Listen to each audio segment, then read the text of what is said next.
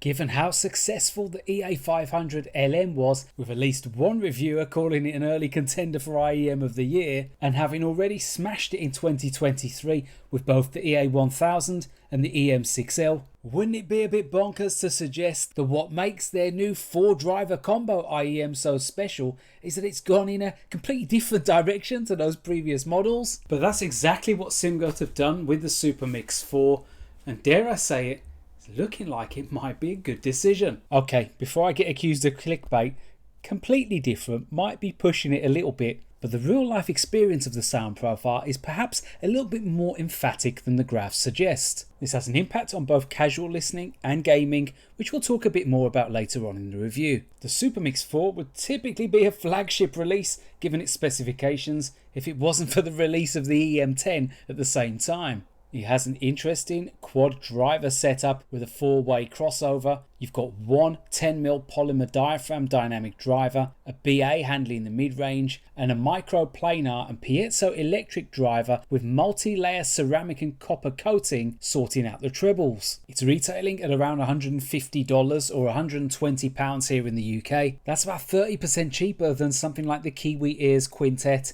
which is probably the closest model to compare it to. SIMGOT have scaled back a little bit on the extravagant unboxings from their previous releases. They have included this zipper case, which is actually pretty nice. But the ear tips are unfortunately slim pickings. You only get one style and they're not particularly good quality either. It's a real shame that they're skimping on this when you've got brands like Dunu who are giving you a fantastic selection of tips with every release. The cable is the usual lit structure, high purity, oxygen free, copper silver plated cable that SIMGOT include with every release. Again, it would have been nice to have seen something a little bit more special here. Looking at the design and build quality, you can see that this is the first area where SIMGOT have really deviated away from some of their previous releases. That said, the high precision 3D printed resin shells appear to be very well designed with excellent build quality, with the subtle faceplate design contrasting well against the main shell. It has a larger footprint than something like the EA1000 for example,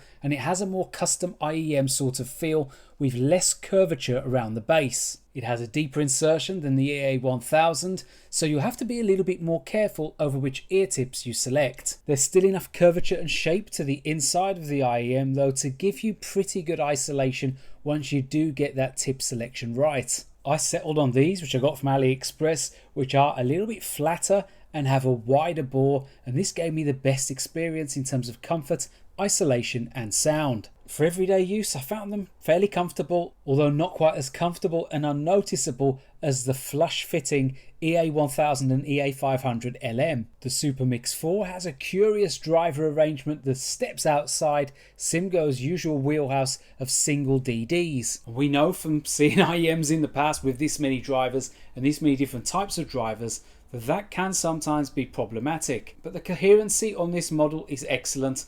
There's no phasing issues and there's no timbre mismatch either. One thing that might potentially pose a problem though is the ultra low 7.2 ohm impedance, which could leave the Supermix 4 a little bit picky about jiving well with certain sources. They played quite nicely with the DEW4X, but if you go either side in terms of power, either lower or higher, you could notice a real discoloration of the bass. The Supermix 4 have a smooth, velvety, U-shaped sound signature that balances this weird and wonderful mix of drivers splendidly. It stays somewhat true to SIMGOT's elevated upper mid-range signature, but unless you're topping out the volume, it definitely feels a lot less shouty than some of their other models, save for the EM6L. When we look at the graphs against the EA500 LM, for example, you can see that dip between 2.5K and 7K does bear testament to that. The Supermix 4 are definitely sub-bass focused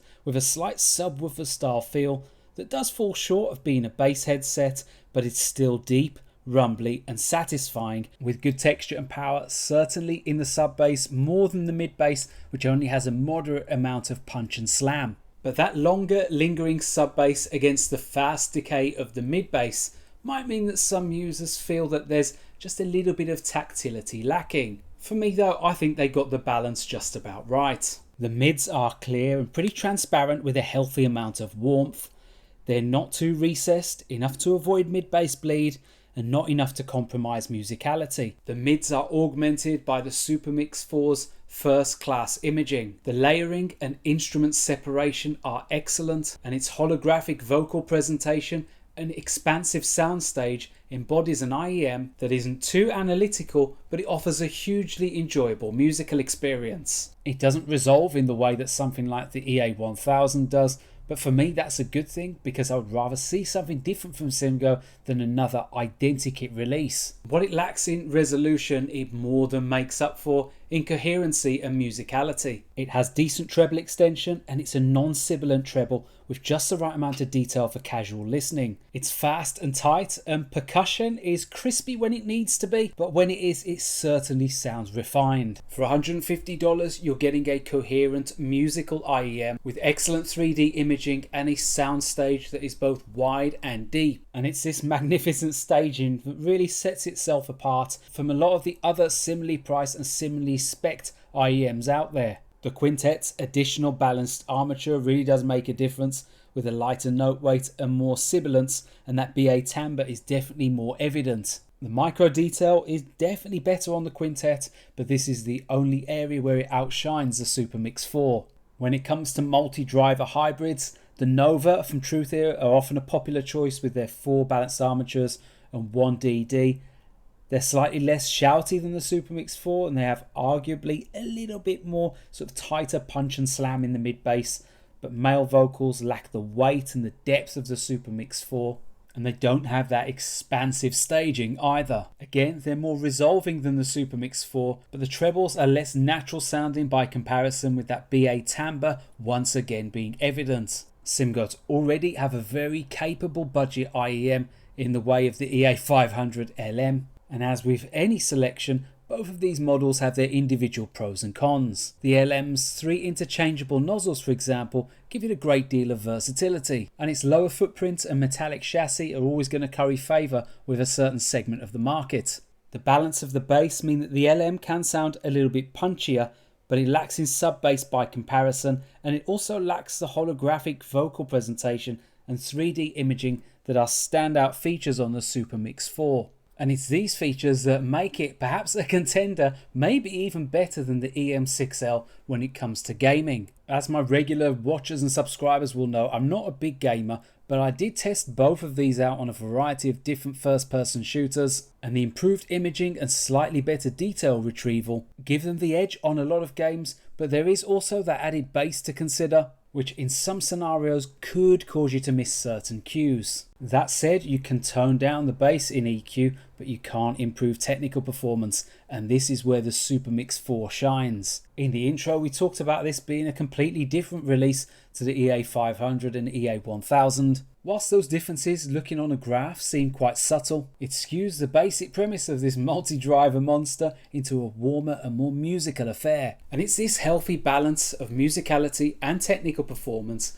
that is definitely going to attract a lot of buyers, especially at this sub $150 price tag. For some listeners, they might be a little bit disappointed about the slight lack of slam in the mid bass, and as I said, at higher volumes they can perhaps sound a little bit shouty, something that we come to expect with SIMGOT, but for me, it does really come down to personal preference. The finicky nature when it comes to mating it with different sources as well is something else that you'll want to consider. But overall, it's a great release from SIMGOT. You're getting great value for money, and it offers better price performance parity compared to some of those models I mentioned earlier. Do you own the Supermix 4? If so, I'd love to hear your thoughts in the comments section below. If you found this review useful or interesting, or both or neither, then do give it a like and subscribe to the channel if you haven't already. I'll see you next time, where I'll be taking a closer look at Danu's Titan S2.